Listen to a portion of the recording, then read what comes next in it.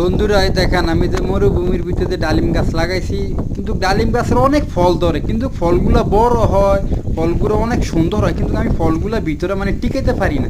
কেন টিকাইতে পারি না? ফলগুলো কোনো মানে জ্বরে না, কোনো কিছু না, ফলগুলো মানে অনেক বড় বড় হয়, কিন্তু দেশ মানে ফাঁকে তখন মানে ভিতরে ফলগুলো মানে নষ্ট হয়ে যায়। তো কি কারণে মানে নষ্ট হয় আমি সঠিক মানে বলতে পারি না। যদি আপনাদের কারো যদি জানা থাকে তো অবশ্যই আমাকে একটু কমেন্ট বক্সে মানে জানিয়ে দেবেন। এই দেখেন কত সুন্দর আমার সাইডটা গাছের ভিতরে দেখেন কত সুন্দর সুন্দর মানে ডালিম গাছ, মানে ডালিম ধরছে অভাব নেই। এদের মানে ডালিম মানে মানে ধরে।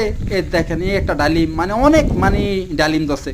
তো ডালিমগুলা মানে বড় হইলে আমি কিন্তু মানে টিকাইতে পারি না, মানে ভিতরে মানে নষ্ট হয়ে যায়। কেন নষ্ট হয়ে যায় আমি মানে সঠিক বলতে পারি না, অবশ্যই মানে জানাইবেন।